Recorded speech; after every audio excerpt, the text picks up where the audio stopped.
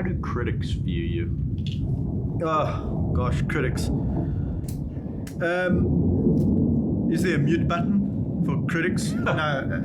Let's hear it. Yeah. I have my fair share. I mean, unfortunately, when you do something like this and you work with animals, you're always going to have people with strong opinions. I've found that with the invent of social media, it's never before have we got so many people with so many opinions. Maybe there always were those people, but they never had a way of ventilating them. Now they've got a way of ventilating them. A lot of them anonymously. I have no problem having a debate with you face to face or even on a phone or whatever, but don't go and draw a conclusion about my life without having walked a mile in my shoes. I don't do that with you. So don't come and criticize me for what I do without having even understood what I do. I would say 90% of the people that I come across my work I've positively influenced, and they have positive out of it.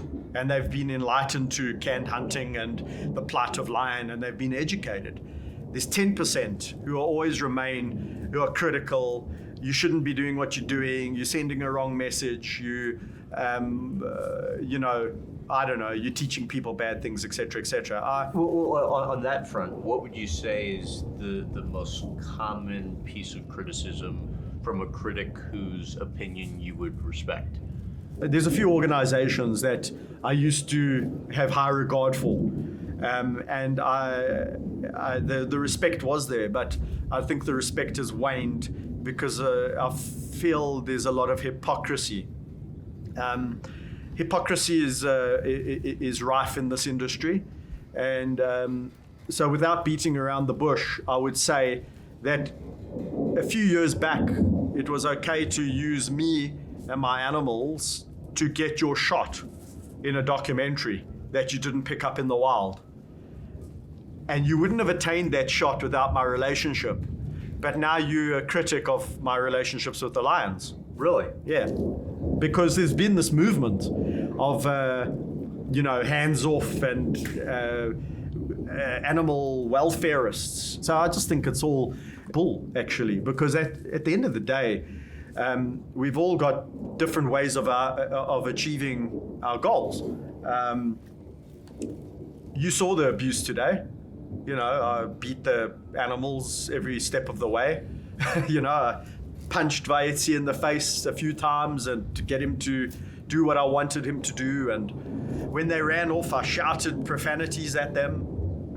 No, it's not what happens. They live a life where they're free to do within the context of what they are in. But you're the exception, not the norm, right? Yes, but you can't paint everyone with the same brush. And this is my point. And I have people who say, oh, well, I'm an animal exploiter and I'm an animal abuser because I run a YouTube channel and I'm making content. You can create revenue from YouTube. Therefore, I'm using animals to generate revenue. And I'm like, well, the animals don't feed themselves and the money doesn't just fall from the sky. So I'll tell you what, I'll stop YouTube. You write me a check every month to feed the animals. You see, that's my point of judging. It's easy to judge somebody in isolation. And I've done it in the past too. I mean, we've had conversations about people just in our short span and we've got judgment almost. And I have to reel myself back and say, Kevin, you've been judgmental. You don't even know the guy or the girl. You know what I'm saying? So that's maturely speaking. At this point in my life, I really take that with a pinch of salt because I know the direction I'm heading and I know the good that I'm doing.